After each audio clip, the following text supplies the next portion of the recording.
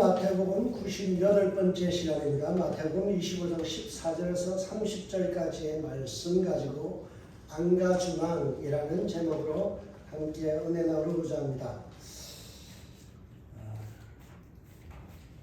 우리가 사랑하는 한국 소설의 첫 문장이라는 책이 있습니다. 이 책을 보면 460편의 소설의 첫 문장들을 소개합니다. 여러분, 소설가들은 첫 문장을 어떻게 쓸까를 가지고 한 달, 두 달, 때로는 1년, 2년씩 고민한다고 합니다. 여러분, 그래서 이런 말이 이 책 속에 있습니다. 소설가는 첫 문장을 쓰기 위해 밤을 새우고 독자는 첫 문장을 읽는 순간 밤잠을 설친다. 여러분, 첫 문장이 굉장히 중요하다라는 사실을 우리에게 가르쳐주고 있습니다. 오늘 본문의 첫 단어가 또라는 이 접속사로 시작됩니다. 이 또, 호스페르라는 이 단어를 우리는 유심히 관찰할 필요가 있습니다. 또라는 이 말은 똑같다라는 뜻입니다. 무엇과 똑같은가요? 앞에 있는 열처녀 비유와 달란트 비유가 똑같다라는 것입니다. 열처녀 비유와 달란트 비유는 병렬 형식으로 이퀄, 똑같은 이런 패러럴, 같은 이런 느낌에 연결되어 있는 병렬 형식입니다. 그러기에 25장 1절에 그때의 천국은 마치라는 이 문장을 그대로 오늘 달란트 비유에 적용할 필요가 있습니다. 또라는 이 말 뒤에 또 그때 천국은 마치 달란트 비유와 같으니 라고 읽는 것이 오늘 제대로 있는 독법입니다. 제대로 읽는 것입니다.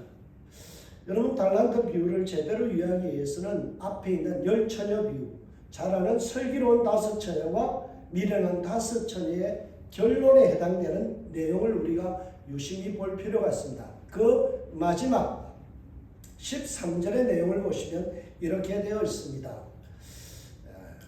그런즉 깨어있으라. 그런즉 깨어있으라. 너희는 그 날과 그 때를 알지 못하느니라. 오늘 성경은 바로 앞에 있는 열처녀 비유를 통해서 우리에게 뭘 이야기하고 하면 영적인 각성해라. 영적으로 깨어있음을 우리에게 굉장히 강조하고 있는 것이 바로 앞에 있는 열처녀 비유입니다. 그런데 우리가 깨어있으라라는 이 말의 의미가 무엇인지 애매모호합니다. 잠을 자지 말고 있으라는 뜻인지, 영적으로 어떤 상태에 있는 것이 깨어있는지 정확히 우리는 규정하기가 쉽지 않습니다. 그래서 예수님께서 이 열처녀 비유 다음에 있는 달란트 비유를 통해서 깨어있는 것이 무슨 의미인지를 우리에게 구체적으로 설명해 주고 있습니다. 그렇다면 깨어있는 것이 무엇일까요? 깨어있는 사람의 특징이 무엇일까요? 그것은 바로 깨어있다라는 것은 자신의 주어진 기회와 그리고 능력을 활용해서 청직의 삶을 매일마다 잘 살아나간다라는 뜻입니다. 깨어있다라는 것은요, 내게 주어진 기회 그리고 내게 있는 은사와 능력을 가지고 매일매일마다 하나님이 주신 이 시간을 잘 살아가는 것, 이게 깨어있다라는 겁니다. 오늘 본문에 보세요. 깨어있다라는 것을 설명하면서 또 어떤 사람이 타국에 갈 때에 그 종들을 불러 자기의 소유를 뭐와 같다고요? 맡겼다라는 거예요. 여러분, 오늘 본문을 통해서 깨어있다라는 걸 설명하면서 뭘 이야기하는 거면 맡겼다라는 거예요. 주인이 종에게 맡겼다라는 거죠. 이것은 하나님께서 우리에게 시간과 재능과 물질과 기회와 은사를 맡겨주셨다는 것을 우리에게 알려주는 굉장히 은유적인 표현입니다. 우리는 이것을 무슨 말로 이야기합니까? 바로 청지기의 삶, 청지기 삶이라는 거예요. 우리가 많이 듣잖아요. 청지기 의식, 청지기 삶. 하나님께서 우리에게 생명을 주셨어요. 기회를 주신 거예요. 하나님께서 오늘을 살아갈 수 있는 기회를 주셨고요. 건강을 주셨어요. 까딱했으면 여러분 오늘 제가 설교 못할 뻔했어요. 왜냐하면 어제 새벽에 오늘 새벽에 하늘나라 갈 뻔했어요. 갑자기 막 문을 두드리는 거예요. 보니까 우리 집사님 그 나가서 봤더니 아니 소방관 3명이 막 문을 꽉꽉 문을 열었더니요 가스가 샌다는 거예요. 이 아파트에 지금. 우리 집에 와서 막 조사를 하더니 우리 집은 괜찮다는 거예요. 옆집하고요 바로 우리 옆집하고 위에 집에 가스가 새가지고 출동한 거예요. 만약에 거기에 누군가가 뭐 오븐을 트는 순간 그랬으면 완전히 다 날아간 거예요. 아파트 전체가. 여러분 만약에 누군가가 실수했으면요 저 오늘 여기 못 서 있어요. 오늘의 생명 설교할 수 있는 기회 하나님 주셨기 때문에 있는 거예요. 여러분 오늘 내 생명이 내게 아니에요. 하나님 내게 맡겨주시기 때문에 오늘 내가 살아가는 기회가 되는 거예요. 우리에게는 이런 기회, 재정, 건강 다 주신 거예요. 맡겨주셨다는 거예요. 하나님께서 여러분에게 살아갈 수 있는 기회와 능력과 지혜와 그리고 은혜를 주신 줄 믿습니다. 근데 많은 사람들이 이런 말을 해요. 청지기의 삶을 주셨다 그러면 하나님 내게 맡겼다 그러면요 아무리 봐도 나는 뭘 맡긴 게 없어요. 재능이 없어요. 나는 그런 일을 할 능력이 안 돼요. 어떤 분들에게 제가 그런 표현을 해요. 이번에 집사님으로 또는 권사님으로 또는 장로님으로 좀 섬겨주세요. 아니면 뭐 교회 이런 위원장으로 좀 섬겨주세요 하면 첫마디가 그래요. 저에게는 그런 능력이 없습니다. 그런 은사가 없어요. 그러나 하나님께서 우리에게는요 분명히 1달란트 이상의 은사를 주셨다는 사실을 우리는 인지해야 돼요. 아무런 능력이 없다고요?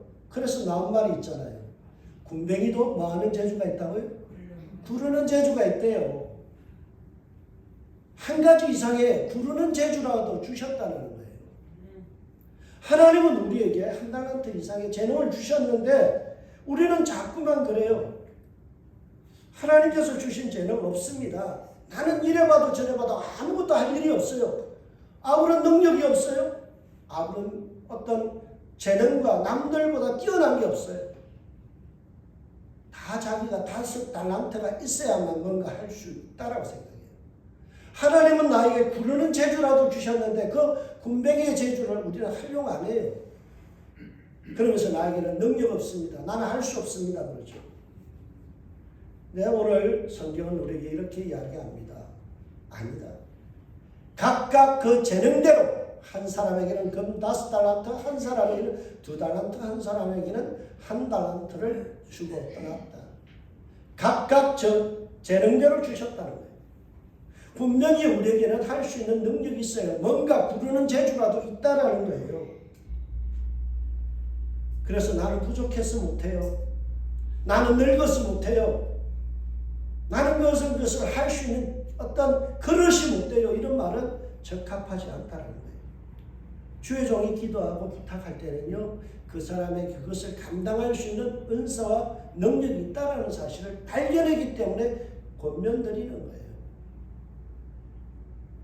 여러분 하나님께서 우리에게 최소한 1달란트 이상의 달란트를 주셨다는 거예요. 그런데 귀하게도 금 1달란트 이상이라는 거예요. 여러분 1달란트가 금 어느 정도 되는가 하면 30kg입니다. 금덩이 30kg이에요. 애기 몸무게 정도 되는 이 금덩이를 나에게 줬다고 생각해 보세요. 이 가치가 어느 정도 되는가 하면 일반 노동자가 6,000일을 일해야 되는 금액이 20년 동안 일하는 금액. 한 푼도 안 쓰고 20년 동안. 그래서 계산해 보니까요. 만약에 하루에 100불로 생각한다 그래도 얼마가 되는가 하면 60만 불이에요. 60만 불. 한 달란트가 60만 불이에요. 그러면 2달란트는 얼마예요? 예, 120만 불이에요. 5달란트는 얼마예요? 300만 불이에요. 여러분 엄청난 에너지와 그리고 능력이 우리 안에 있다는 사실을 우리에게 이야기해 줍니다. 이 막대한 돈을 자신의 소유물에 지나지 않는 종에게, 노예에게 믿고 맡겼다는 사실이에요. 아무런 능력도 없고 은혜도 없고 뭘 받을 자격이 없는 종이잖아요. 근데 그 사람에게 믿고 맡겼다는 거예요. 여러분 무엇을 말해주나요? 무엇을 말해주나요? 하나님께서 자기 백성을 믿어주신다는 사실이에요. 나 할 수 있어. 너는 충분히 그 달란트를 가지고 활용할 수 있는 능력이 있어. 신뢰한다는 거예요. 트러스트 한다는 거예요. 아무런 조건 없이 지금 주인은 이 종에게 막대한 돈을 맡겨주셨다는 거예요. 얼마나 큰 은혜입니까? 이 은혜를 은혜로 여기는 자는요, 즉각적인 헌신을 하게 되어 있습니다. 즉각적으로 내게 주어진 기회를 활용하는 거예요. 여러분 5달란트 받은 자의 반응을 보시기 바랍니다. 5달란트 받은 자가 어떻게 해요? 5달란트 받은 자가 바로 가서 그것을 장사하여 또 5달란트를 남기고 2달란트 받은 자도 그와 같이 하여 또 2달란트를 남겼을 때, 여러분 오늘 여기에 보면요, 우리가 눈을 집중해야 될 단어들이 있습니다. 바로 가서라는 말.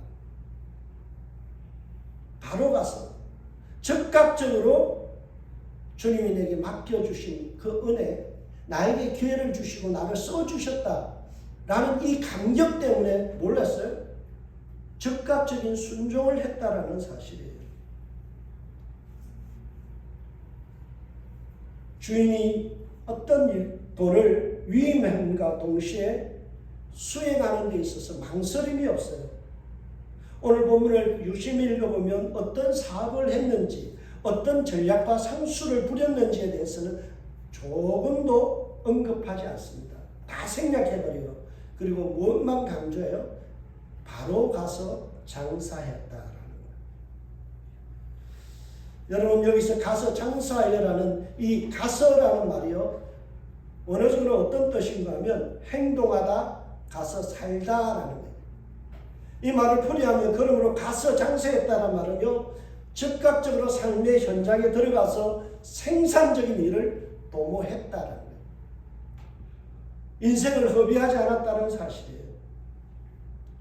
여러분 이에 비해서 1달란트 받은 자의 문제점은 뭔가요? 그것은 바로 충성됨이 없다는 거예요. 삶을 허비했다는 거예요. 1달란트 받은 자도 가서 땅을 파고 그 주인의 돈을 감추었거든요. 여러분 오늘 여기에 보면 2달란트, 5달란트 받은 자와 비교되는 부분이 있어요. 둘 다 갔어요. 그런데 앞에 있는 2달란트와 5달란트 받은 충성된 사람은 어떻게 했대요? 적시 갔는데 여기는 적시라는 말이 빠져있다는 거예요. 뭔가 고민했어요. 갈등했어요. 망설였습니다. 이것 가지고 뭐하지? 내가 이것을 감당할 수 있을까? 괜히 이거 해가지고 실패하면 어떡할까? 이런 머리를 자꾸 굴리는 시간만 축내고 있었다는 거예요. 하나님이 나를 믿어줬고 할 수 있다라고 했으면 그 믿음 가지고, 하나님 나를 믿어줬기 때문에 할 수 있다라는 생각을 가지고 뭔가 뛰어들어야 되는데 주저하고 망설이고 끊임없이 머리를 굴리면서 그리고 멈칫하고 있었다는 사실이에요. 그래서 기껏 한다는 일이 뭡니까? 그 막대한 60만 불의 돈을 어디다 넣었다고요? 땅속에 파묻어 뒀다는 거예요. 얼마나 비생산적인 일입니까? 저는 오늘 이 본문을 읽으면서 영화의 한 장면이 떠올랐습니다. 빠삐용이라고 하는, 우리가 주말의 명화 이런 게 보면 명절 때마다 틀어주던 빠삐용이라는 그 유명한 영화가 있죠. 빠삐용이 어느 날 꿈을 꿉니다. 근데 재판장 앞에 섰는데요, 재판장이 이렇게 이야기합니다. 너는 유죄다, 죄인이다 라고 이야기해요. 그러니까 빠삐용이 항변하죠. 왜 내가 유죄입니까? 내가 왜 죄인입니까? 그때 판사가 이렇게 이야기합니다. 인생을 낭비한 죄. 인생을 낭비한 죄. 너 지금 섬에 감옥에 갇혀있다고 하는 게 뭐가 있냐? 뭔가 너 인생을 지금 허비하고 있지 않느냐? 밥만 축내하고 있지 않느냐? 아무것도 하는 거 없이 그냥 밥만 축내는 인생이지 않느냐? 인생을 허비했다. 그게 너의 죄다.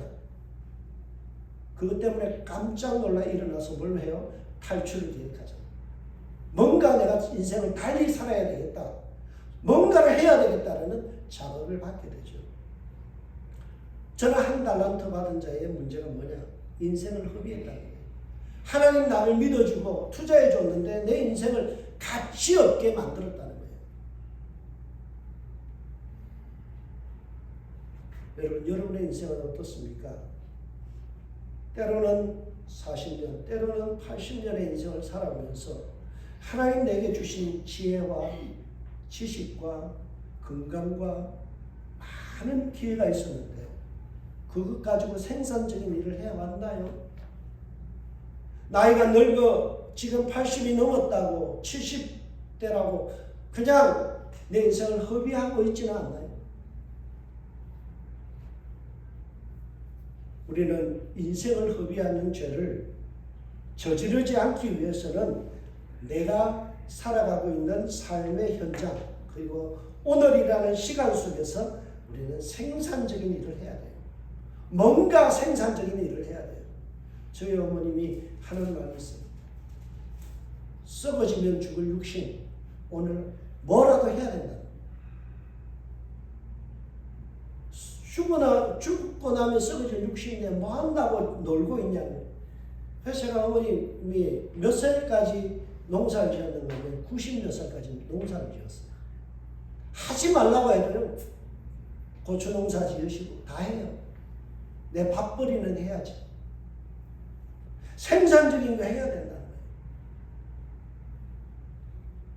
여러분에게 윌리엄 켈리라는 그 선교사가 했던 유명한 말을 소개하고 싶습니다. 하나님을 위해 위대한 일을 시도하라.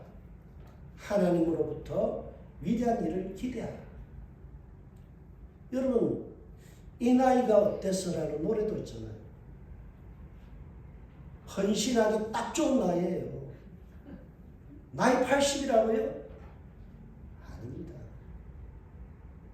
여러분, 우리 어머님 83세에 미국 8개주를 여행하셨어요. 73세에도 러시아 선교 갔다 오셨어요. 얼마든지 나이와 상관없이 여러분 인생을 하나님을 기대하는 마음 가지고 하나님이 뭔가 나를 통해서 이루실 일이 있기 때문에 내게 생명 주셨다는 것을 오늘도 살아갈 수 있는 기회를 주셨다는 것을 생각하면요. 뭔가를 시도해야 돼요.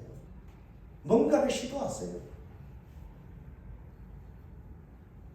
여러분, 이 말을 좀 더 유창한, 유식한 말로 안가주망이라고 합니다.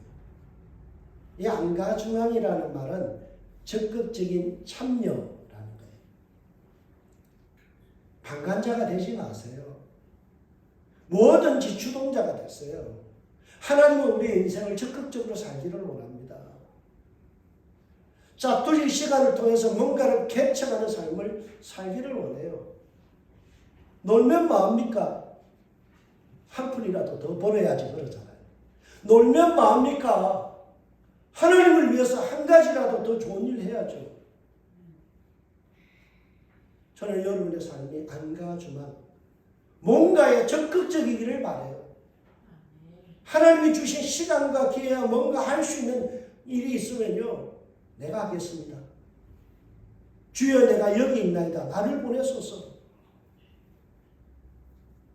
여러분 이것이 그리스도인의 삶이에요.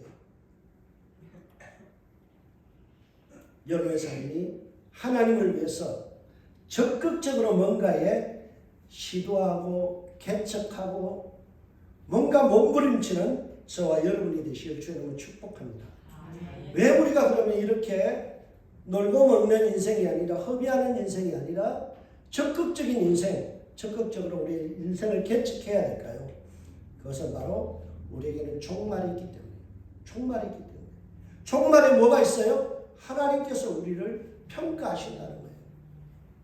오늘 19절에 보면 뭐라고요? 오랜 후에 그 종들의 주인이 돌아와 그들과 뭐 한다고요? 결산할세. 결산할세. 여러분 분명히 우리는 주님 앞에 섰을 때 결산할 겁니다. 주님 내게 주신 달란트, 기회, 재정, 실력 이런 것 가지고 주님은 결산할 거예요. 저보다 목소리 좋은 사람들은 매일 찬양 많이 하세요. 안 하면 주님께서 결산할 때 야, 너 신목사도 찬양하는데 저 목소리 가지고도 찬양을 저리 했었는데 하루에 몇 곡씩 찬양하는데 너는 뭐 했냐? 그 좋은 목소리 가지고 뭐 했냐? 왜 허비했냐? 하나님 물으실 거예요.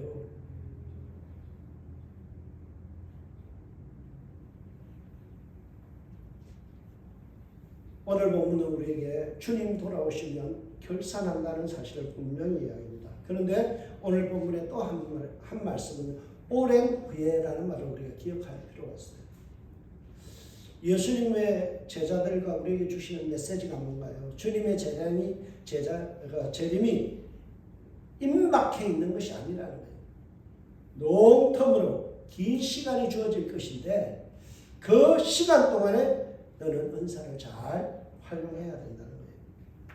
그러나 주님은 반드시 오십니다. 연기될 뿐이지 결코 취소됨이 없다는 거예요. 오랜 후에 그 종들의 주인이 돌아와라고 말씀하죠. 돌아오시면 반드시 결산한다는 거예요. 이 결산이라는 단어가요, 상업적인 용어예요. 그래서 카운팅하다, 셈하다 그런 뜻이죠. 근데 오늘 여기서 우리가 유심히 봐야 될 부분이 있어요. 그게 뭔가 하면 일반적인 주인은 뭘 이야기해요? 얼마를 남겼느냐에 관심이 있을 거예요. 위탁받은 금액에 대해서 얼마를 남겼느냐, 수익률이 얼마냐, 얼마의 효과를 누렸느냐, 이것을 일반적인 사람들은 계산할 것인데 주님은 다른 부분을 본다는 거예요. 그 사람의 어떤 상업 수단이나 능력을 보는 것이 아니에요. 그것을 어떻게 할 수 있나요? 분명히 5달란트 받은 사람과 2달란트 받은 사람은요, 남긴 게 달라요. 5달란트 받은 사람은 5달란트를 더 남겼죠. 2달란트 받은 사람은 2달란트를 남겼어요. 그러니까 사실은 3달란트의 잉여 생산에 어떤 능력의 차이가 있잖아요. 근데 주님은 그 똑같이 2달란트와 5달란트 받은 사람을 똑같이 글자 하나 다르지 않게 똑같이 충성되고 착한 종이다. 똑같이 평가해요.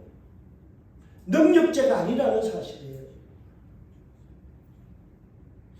여러분, 우리가 여기서 유추해 볼 수 있는 그게 뭘까요? 주님의 결론, 주님의 기준은요, 얼마나 충성하느냐예요. 과정을 더 중요시 여겨요. 결과를 따지자면요, 5달란트 받은 사람에게 더 많이 칭찬하고 더 많이 해야죠. 그런데 주님은 5달란트나 2달란트나 똑같이 칭찬해요. 이 말은 주님은 무엇에 관심이 있어요? 착하고 충성됨에 관심입니다. 과정을 보시는 거예요. 하나님의 결산의 기준은 충성입니다. 과정입니다. 16절과 17절에 보면요, 충성된 5달란트 받은 자와 2달란트 받은 자의 그의 삶의 내용을 보면요, 이 내용이 있어요. 장사하여 라는 말이에요. 장사하여. 우리는 쉽게 넘어갈 수 있는 단어인데요, 이 장사하다는 말의 원래적 의미는 효과를 내다라는 거예요. 활용했다라는 거예요. 효과를 내고 활용했다라는 거예요. 여러분, 여러분의 인생을 그대로 두면, 원석 그대로 두면 어때요? 활용 가치가 없어요. 그런데 그 원석을 끊임없이 연마하고 깎고 그렇게 만들면 어떻게 돼요? 가치가 높아지는 거예요. 여러분의 인생도 마찬가지예요. 하나님 내게 주신 시간, 기회, 인생, 마치 보석을 조각하듯이 깎아내듯이 연마하듯이 우리 인생을 조각해내야 돼요. 그래서 오늘 본문을 공동번역에 보면 이렇게 하고 있습니다. 곧 가서 그 돈을 활용하여 5달란트를 더 벌었다라고 되어 있습니다. 인생을 방치하는 것은 죄입니다. 활용하는 자가 돼야 돼요. 여러분의 목소리가 좋으면요, 찬양으로 활용하세요. 여러분 돈이 있으면 돈으로 활용하세요. 여러분 힘이 좋으면 교회 가서 여러 가지 일들을 하세요. 여러분 교회에 할 일이 많아요. 나무도 좀 잘라야 될 부분들이 있고요. 텃밭도 가꿔야 될 부분들이 있고요. 이래저래 청소할 부분도 많고요. 또 토요일 날이나 금요일 날 시간 되신 분은 교회 와서 청소해도 되고, 하나님 내게 주신 시간, 쓸데없이 인터넷하고 쓸데없이 유튜브 보는 그 시간을 하나님을 위해서 활용할 수 있어야 돼요. 여러분, 하나님이 주신 나의 재능을 활용하여서 시간을 잘 갖고 나가길 주님으로 축복합니다. 여러분, 하나님은 과정을 보세요. 얼마를 남겼느냐가 중요한 게 아니라 어떻게 살아가느냐를 보시는 거예요. 때로는 실패할 수 있어요. 좌절할 수도 있어요. 못할 수도 있어요. 망칠 수도 있어요. 그보다 중요한 게 뭐예요? 네가 그 일을 하려고 애를 썼느냐라는 거죠. 우리가 이런 마음으로 부족해도 주님의 일을 수종되려고 열심히 할 때 뭐예요? 착하고 충성된 종이라 인정받는 거예요. 그리고 주님의 즐거움에 참여하는 자가 될 줄 믿습니다. 오늘 우리가 또 하나 눈여겨봐야 될 부분이 있습니다. 그것이 뭔가 하면 5달란트 받은 자와 2달란트 받은 자가 주인 앞에 와서 하는 말이에요. 뭐라고 이야기합니까? 5달란트 받은 자가 왔어요. 또 5달란트를 남겼나이다. 2달란트 받은 자가 뭐라고요? 또 2달란트를 남겼나이다. 여러분, 우리는 쉽게 이 부분을 놓칠 수가 있는데요. 당시에 우리가 이스라엘의 문화, 근동의 문화를 생각하면 이 말이 참 충격적이에요. 왜냐하면 당시에 소작농들 있잖아요. 그러면 얼마로 나누는가 하면 주인이 40%, 소작한 사람이 60%를 먹어요. 근데 지금 종이 와서 뭐라고요? 5달란트 남긴 것을 다 주인 앞에 가져온 거예요. 소작농이라면 얼마만 가져오면 돼요? 원금에다가 40%. 5달란트 같으면 2달란트만 주고 3달란트는 자기가 인마에 포켓해도 아무런 문제가 없어요. 그런데 이들은요, 자기가 생산한 모든 것을 주인 앞에 가져왔다는 사실이에요.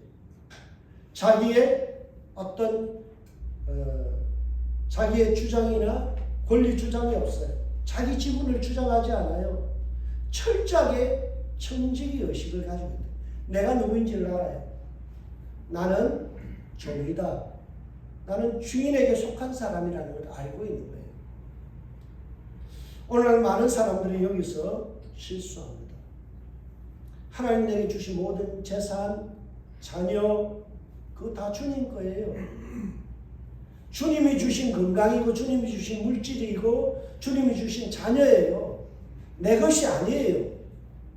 그런데 우리는 이런 천지기 의식을 버리고 뭐라고요? 60%는 내 겁니다. 하나님 40%만 가져가시면 되는 거예요. 원금의 40%만 가져가세요. 나머지 60%는 내 겁니다. 내 인생입니다. 우리는 내 인생은 나의 것. 노래를 불러요. 근데 오늘 이 2달란트 받은 사람과 5달란트 받은 사람은요, 자기에게 생산된, 잉여로 생산된 5달란트 모든 것을 주인 앞에 가져왔다는 사실이에요. 그러나 1달란트 받은 사람은요, 이런 정직이 없이 의식이 없어요. 1달란트 약 60만 불의 돈을 위탁받아 놓고 한 일이 뭡니까? 예, 1달란트를 받은 자가 가서 땅에 파고 그 주인의 돈을 감추어 뒀다. 땅에 감추어둔 것이 전부예요. 분명 주인은 네가 할 수 있다. 내가 60만 불을 맡기면 뭔가를 했으라도 생산적인 일을 할 것이라 기대했는데 그 마음속에는 노예건성만 있는 거예요. 굳이 내가 왜 그 일을 해? 왜 주인을 이롭게 하는 일에 내가 일을 해? 생산되고 더 많아지면 그 주인이 좋은 것이지 내게 뭐가 떨어져?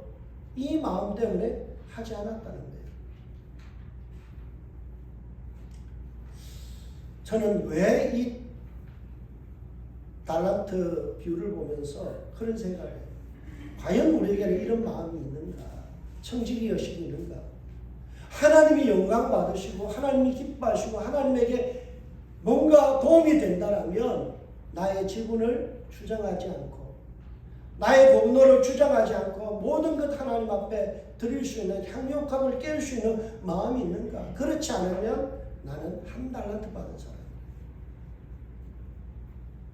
저는 한 달란트 받은 자를 유심히 관찰하면서 왜 이 사람이 이렇게 미련한 짓을 했을까라는 궁금증을 가지게 되었어요. 다른 사람은 5달란트, 2달란트 맡겼는데 왜 나를 평가절하 해서 한 달란트 맡겼습니까? 이런 섭섭함 때문일까? 저는 아니라고 생각해요. 오늘 본문이 우리에게 다른 부분을 이야기합니다. 뭐 때문에? 주인에 대한 오해. 하나님에 대한 오해 때문입니다. 미련한 짓을 했은 이유가 뭔가요? 이 한 달란트 맡은 사람이 하는 말을 보세요. 당신은, 주인은 굳은 사람이다. 굳은 사람이다. 여러분, 이 굳은 사람, 스클레로스라는 이 단어의 뜻은요, 어떤 뜻인가 하면 당신은 매우 거칠다. 사나운 사람이다. 매정하다. 무서운 사람이다. 여러분, 60만 불의 돈을 믿고 맡겨준 사람을 향하여 뭐라고요? 당신 굉장히 무서운 사람이에요. 매정한 사람이에요. 굳은 사람이에요. 주인에 대해서 완전히 오해하고.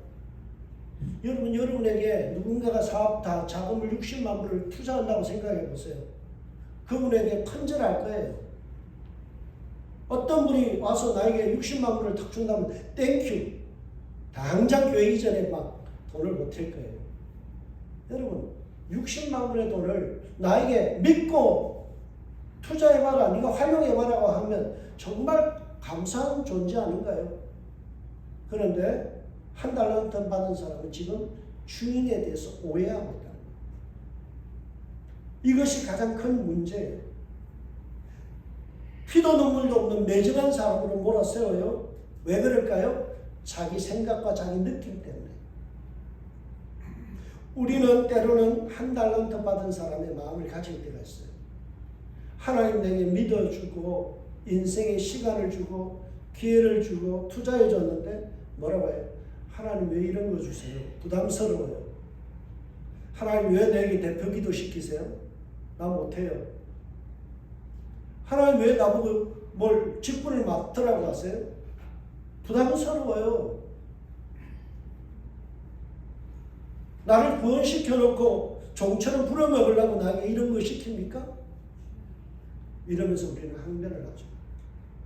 내가 실수하면 하나님 또 징계하시고 뭐 매를 들 거 아닌가요? 하나님 굉장히 야박한 사람으로 우리는 오해하는 거예요. 여러분, 성경에 보세요. 하나님은 끝까지 우리를 사랑하시는 분이에요. 우리를 믿어주시는 분이에요. 할 수 있다 기회를 주시는 분이에요. 나의 등 뒤에서 나를 도우시는 분이에요. 근데 우리의 마음속에는 하나님에 대한 오해가 있어요. 하나님 굉장히 매를 드는 분, 무서운 분, 잔인한 분, 뭔가 까딱 실수만 하면 나에게 뭔가 해코지를 하신 분을 우리는 착각해요. 그래서 어떤 생각을 해요? 가다가 차 소금보다 하나님 내가 뭐 주중에 뭔가 잘못해서 그러나요? 뭔가 일이 안 풀리면 하나님 내가 무슨 죄를 지었나요? 이 다 무슨 생각이에요? 하나님은 어떻게 오해하고 있어요? 무서운 분, 매정한 분, 굳은 사람. 여러분, 하나님 그렇게 좁쌀 영감 아닙니다. 우리가 한 주 빠졌다고 해서 어디 여행 갔다고 해서 하나님께서 당장 매들고 사람을 갖다가 잔인하게 다루시는 분이 아니에요. 하나님은 사랑의 하나님이세요. 넓은 분이에요. 너무나 좋으신 분이에요. 여러분, 우리가 하나님을 오해하게 되면 하나님이 주신 기회와 시간을 선용하지를 못해요. 실패할 것 때문에 두려워서 아무것도 못하는 거예요. 주어진 기회를 선용하지 않을 때 하나님은 우리를 어떻게 평가하나요? 그것은 바로 악하다, 게으르다.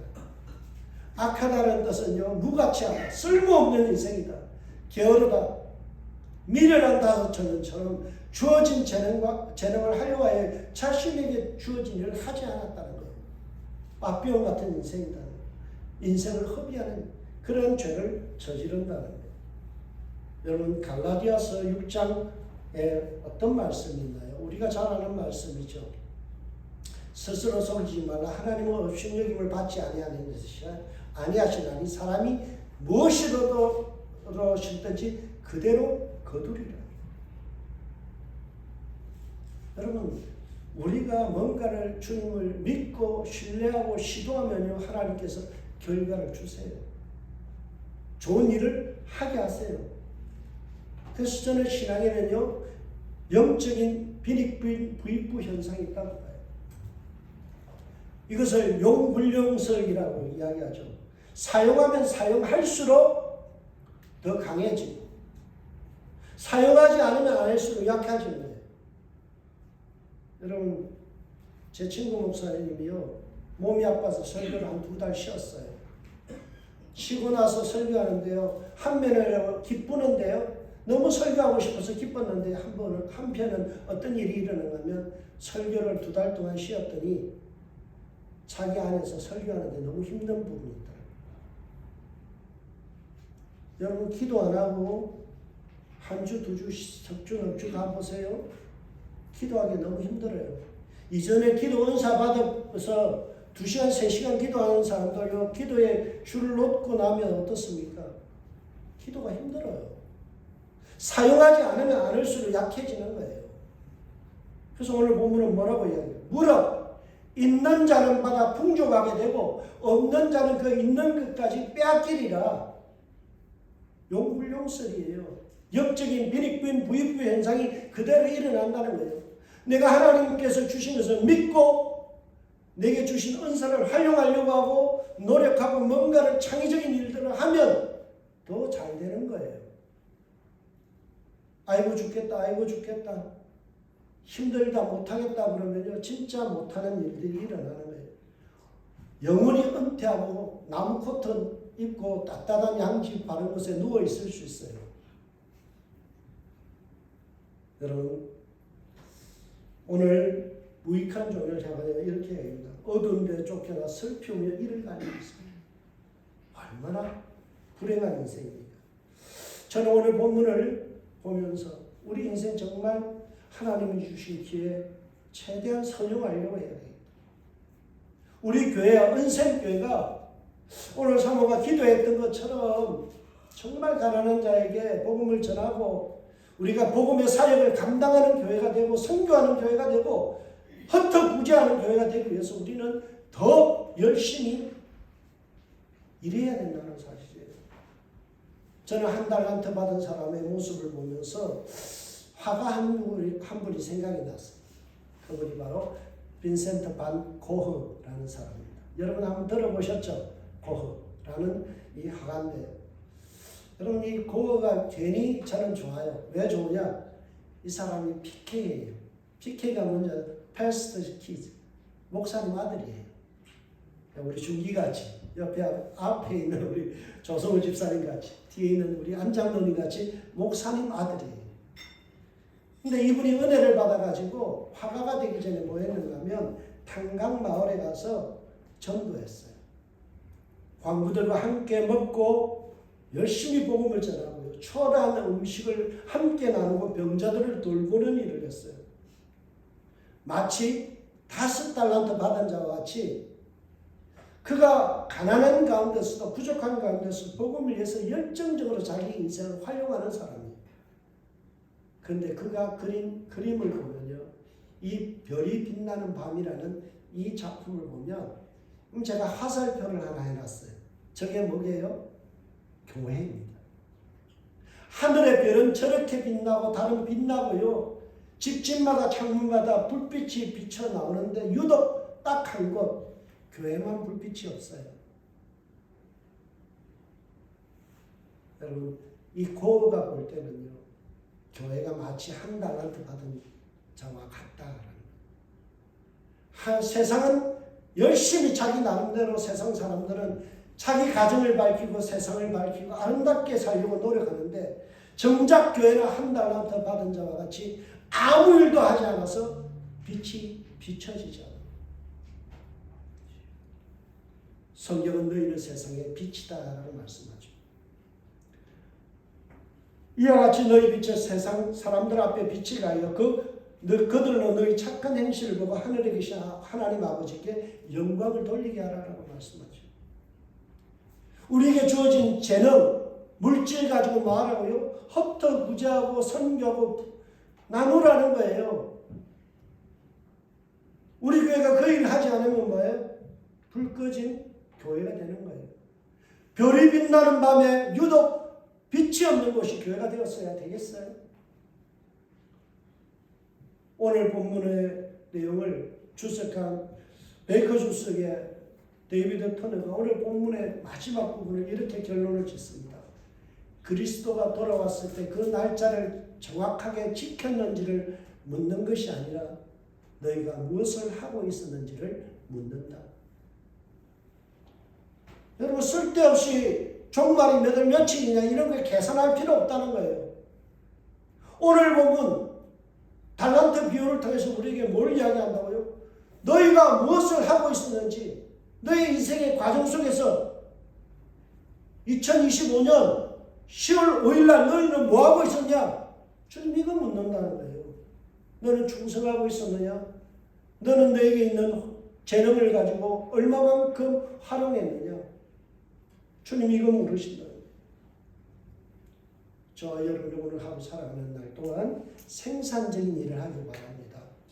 뭐든지 안가주만 적극적으로 일하고 하나님 주신 기회를 선용할 수 있는 저와 여러분들 되시길 주님으로 축복합니다. 그래서 주님 앞에 섰을 때 잘했다 칭찬받는 저와 여러분들 되시길 바라요. 섬김의 이 천직이 그리고 복음을 전하는 제자의 삶을 살아가는 저와 여러분의 삶이 되시길 주님으로 축복합니다. 기도하겠습니다. 하나님 감사합니다. 오늘도 귀한 말씀 함께 나눴습니다. 주의 말씀 따라서 우리의 인생을 안가주망 더 열심히 적극적으로 살아가게 하시고 하나님 나를 믿고 맡겨주시는데 방치하지 않게 하여 주옵소서. 감사하고 예수님의 이름으로 기도합니다. 아멘.